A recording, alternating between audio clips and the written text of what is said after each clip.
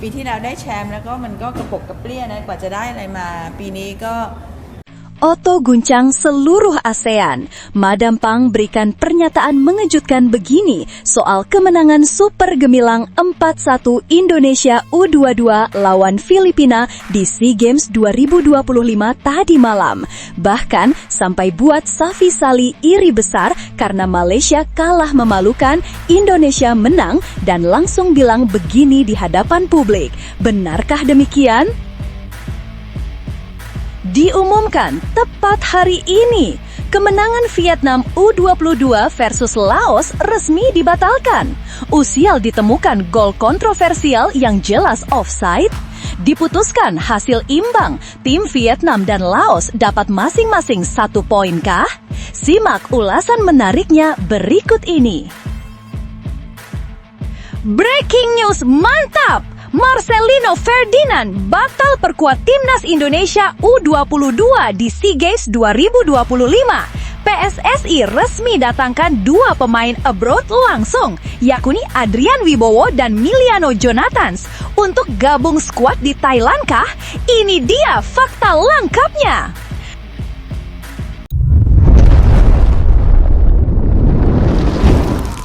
Sebelumnya mohon subscribe channel ini dulu supaya nggak ketinggalan berita terupdate Timnas Indonesia. Stadion Raja Mangala Bangkok kembali menjadi saksi bagaimana Timnas Indonesia U22 tampil menggila di pentas SEA Games 2025.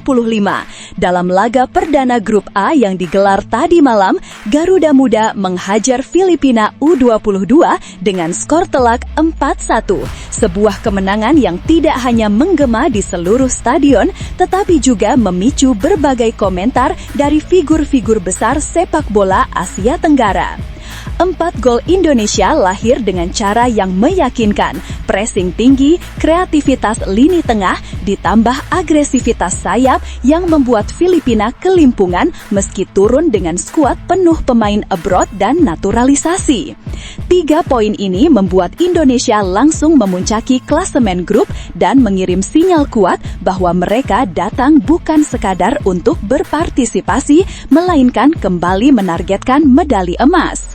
Di balik euforia kemenangan ini, figur penting sepak bola Asia Tenggara memberikan komentar jujur yang kini menjadi sorotan. Ketua FA Thailand, Madam Pang, dalam sesi wawancara eksklusif setelah pertandingan, Madam Pang memberikan pengakuan jujur yang langsung menyita perhatian publik Thailand dan Indonesia. Saya jujur tak menyangka dengan hasil gemilang yang diraih Indonesia ini, padahal lawan mereka Filipina U22 turun dengan full pemain abroad dan naturalisasi, tapi tetap kalah dengan skuad Indonesia yang turun dengan skuad yang ada.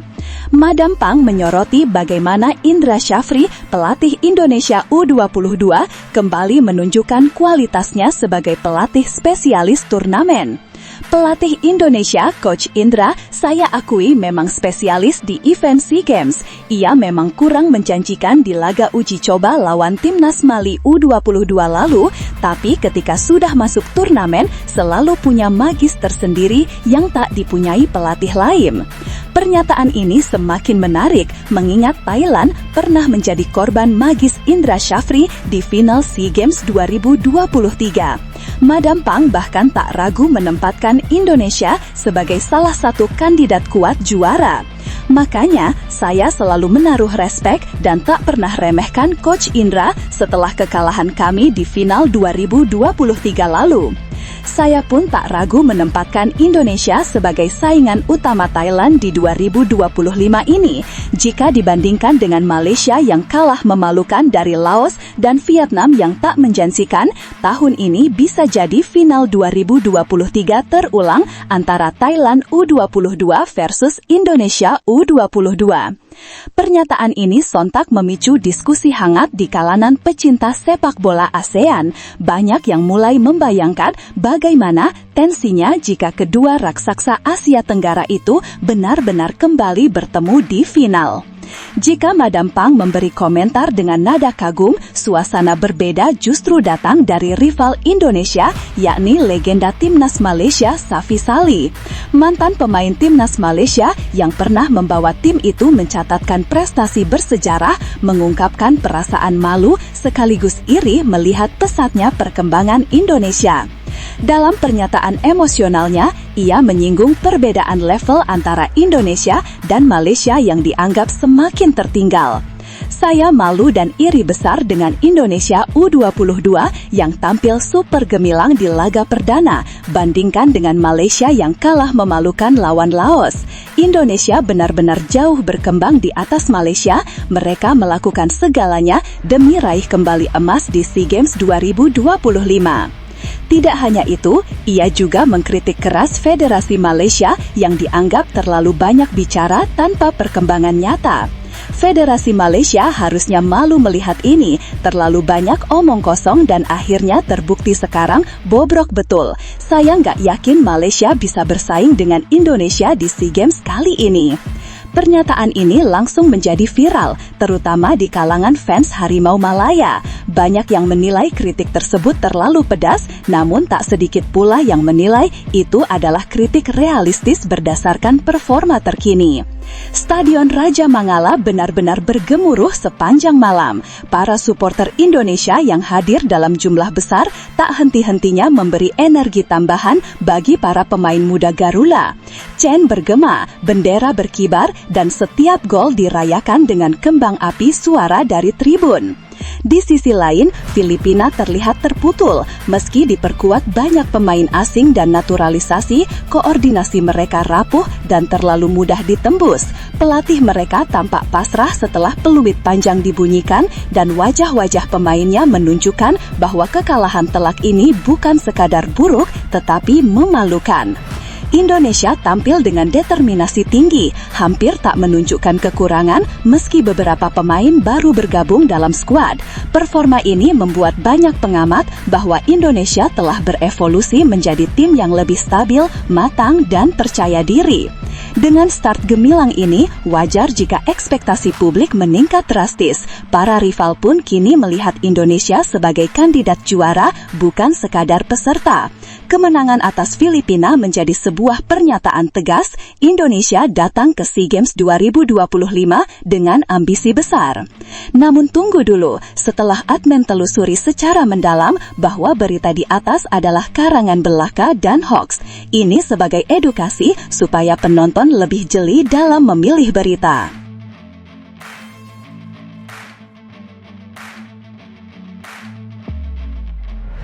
Breaking news mantap! Marcelino Ferdinand batal perkuat Timnas Indonesia U22 di SEA Games 2025. PSSI resmi datangkan dua pemain abroad langsung, yakni Adrian Wibowo dan Miliano Jonathans. Untuk gabung skuad di Thailand kah? Ini dia fakta lengkapnya. Kabar mengejutkan datang dari persiapan Timnas Indonesia U22 menjelang keikutsertaan mereka di SEA Games 2025 yang digelar pada 3-18 Desember 2025 di Thailand. Salah satu pemain kunci yang begitu dinantikan aksinya, Marcelino Ferdinand, dipastikan batal memperkuat skuad Garuda Muda. Kepastian tersebut langsung disampaikan oleh Ketua Badan Timnas Nasional (BTN) Sumarji yang memberikan klarifikasi resmi mengenai kondisi sang pemain. Marcelino Ferdinand cedera hamstring, Rizky Rai masuk sebagai pengganti. Jadi Marcelino tak bisa bergabung, kata Sumarji. Kabar ini tentu menjadi pukulan tersendiri, mengingat Marcelino selama ini dianggap sebagai tulang punggung kreativitas Timnas Indonesia U22. Pelatih Indra Syafri pun mengkonfirmasi hal serupa. Menurutnya, pemain Persik Kediri, Rizky Rai, langsung diberangkatkan ke Thailand malam ini guna menyusul rekan-rekannya yang sudah lebih dulu tiba di Chiang Mai. Kami sudah berkomunikasi dengan pelatih AS Trencin bahwa Marcelino Ferdinand tidak bisa dilepas klubnya karena mengalami cedera hamstring.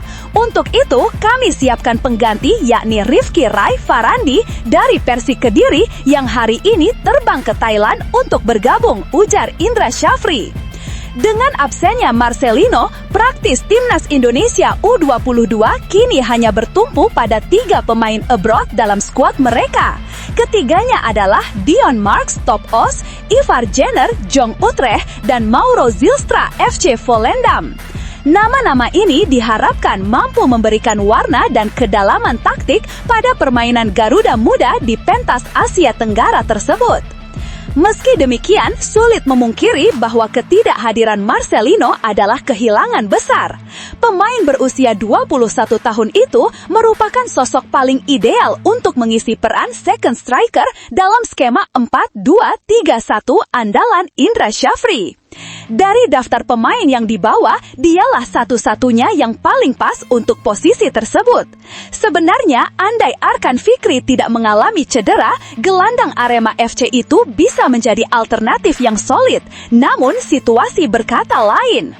Indonesia sendiri berada di grup C bersama Filipina dan Myanmar.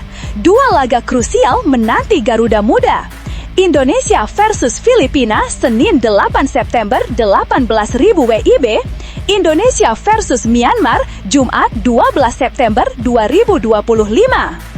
Regulasi SEA Games 2025 cukup ketat, hanya juara grup yang berhak lolos otomatis ke semifinal. Artinya, setiap pertandingan memiliki bobot yang sangat vital dan tidak ada ruang untuk kesalahan, terlebih setelah kehilangan salah satu pemain terbaik mereka. Kini muncul pertanyaan besar yang menggantung di benak pecinta sepak bola tanah air.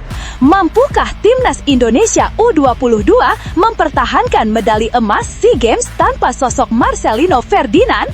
Perjalanan Garuda Muda tentu tidak akan mudah, tetapi justru inilah momen bagi pemain lain untuk unjuk kualitas dan membuktikan bahwa kekuatan tim tidak bertumpu pada satu nama saja.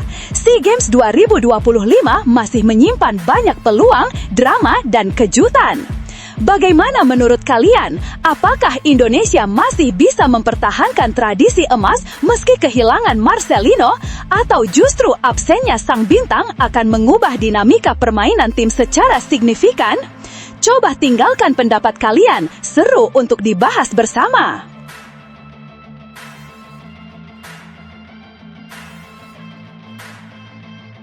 Diumumkan tepat hari ini, kemenangan Vietnam U22 versus Laos resmi dibatalkan. Usial ditemukan gol kontroversial yang jelas offside. Diputuskan hasil imbang, tim Vietnam dan Laos dapat masing-masing 1 poin kah? Simak ulasan menariknya berikut ini. Pelatih timnas U22 Vietnam, Kim Sang-sik, memberikan sejumlah pernyataan penting dan cukup terbuka setelah timnya meraih kemenangan di laga perdana SEA Games 2025.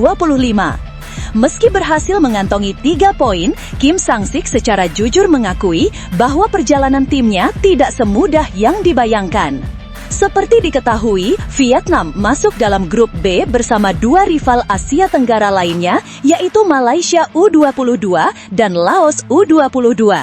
Laga pembuka Vietnam berlangsung pada Rabu 3 Desember 2025 sore WIB di Stadion Raja Manggala, Bangkok, Thailand, sebuah venue besar yang penuh tekanan bagi para pemain muda. Di pertandingan pertama ini, Vietnam harus bekerja keras sebelum akhirnya menang tipis 2-1 atas Laos. Hasilnya memang 3 poin, namun jalannya laga justru membuktikan bahwa Laos bukan lawan sembarangan dan mampu membuat Vietnam kerepotan hampir sepanjang pertandingan. Dalam konferensi pers usai pertandingan, Kim Sang-sik menyampaikan analisis jujurnya mengenai performa tim.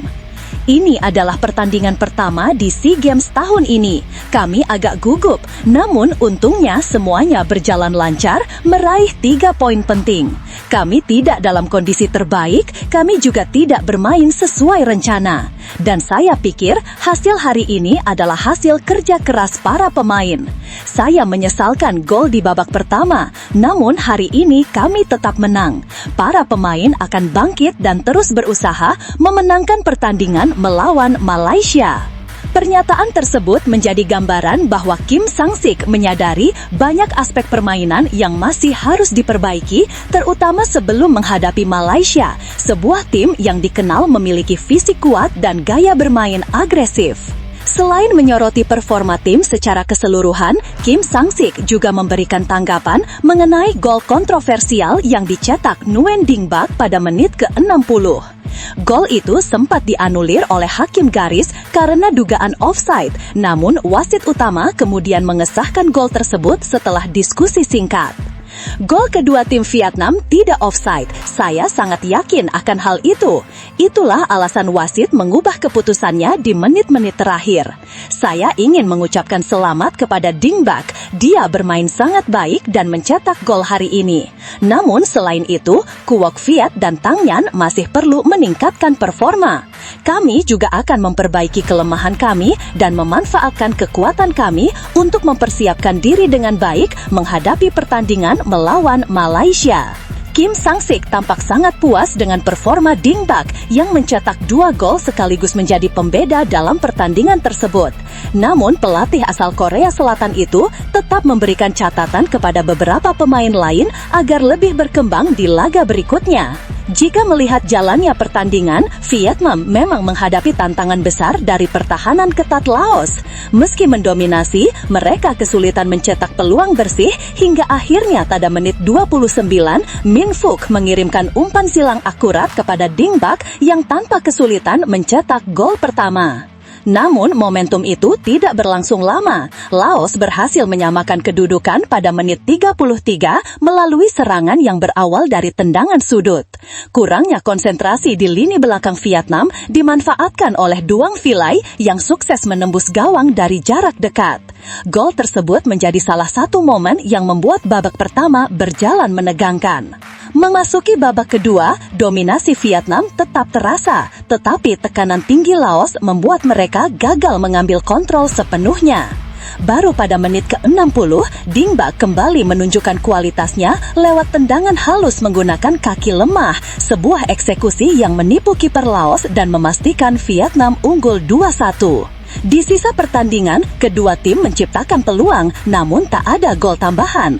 Dengan hasil ini, Vietnam menempati puncak klasemen grup B, setidaknya sampai Malaysia memainkan pertandingan perdananya. Vietnam kini memiliki waktu 8 hari untuk memulihkan kondisi, memperbaiki kelemahan, dan mempersiapkan strategi menghadapi Malaysia, yang diprediksi menjadi laga krusial dalam penentuan siapa penguasa grup B.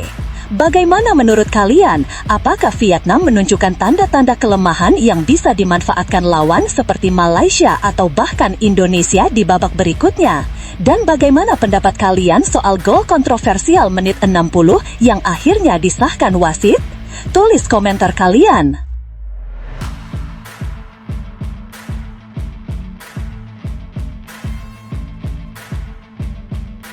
Alhamdulillah, mantap!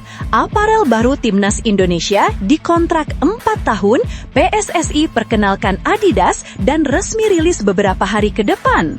PSSI tengah bersiap memasuki babak baru dalam perjalanan jersey Timnas Indonesia. Federasi Sepak Bola Nasional itu memastikan bahwa aparel baru yang akan bekerja sama dengan mereka nanti bakal mendapatkan kontrak berdurasi 4 tahun, sebuah durasi yang lebih panjang dibandingkan kerjasama sebelumnya. Pertanyaan pun langsung mencuat di kalangan pecinta sepak bola tanah air. Apakah Adidas akan menjadi baju perang anyar Timnas Indonesia?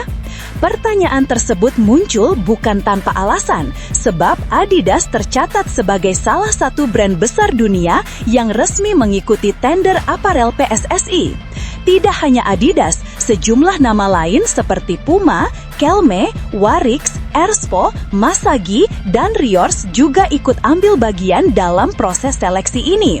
Saat ini, aparel resmi Timnas Indonesia masih dipegang oleh Erspo, sebuah kerjasama yang akan berakhir pada Maret 2026.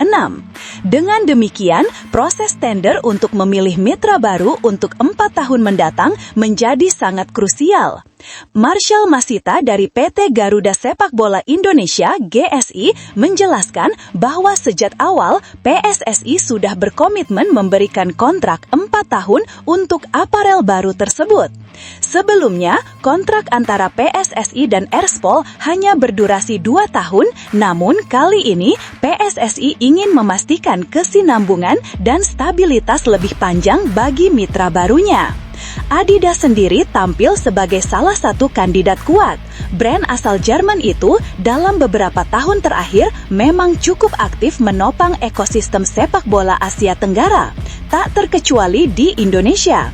Bahkan operator e-League Super League 2025-2026 juga mendapat dukungan dari Adidas. Begitu pula klub besar PSM Makassar yang jersinya disuplai penuh oleh brand tersebut. Meski demikian, Marshall menegaskan bahwa dirinya belum bisa menyebut Adidas sebagai pemenang tender. Ia menekankan bahwa PSSI hanya berusaha mencari mitra terbaik untuk mendukung perkembangan timnas Indonesia di berbagai level. Sesuai tendernya 4 tahun, kata Marshall kepada awak media termasuk bolasport.com Rabu 3 Desember 2025. Marshall kemudian menambahkan bahwa proses evaluasi masih berjalan dan identitas pemenang tender baru akan diumumkan pada Desember 2025. Ia juga memberikan sedikit gambaran mengenai bagaimana proses seleksi dilakukan. Menurutnya, panel khusus telah disiapkan untuk menilai dan memastikan keputusan diambil secara objektif. Marshall menegaskan bahwa pemilihan tidak hanya berpatokan pada nilai investasi saja.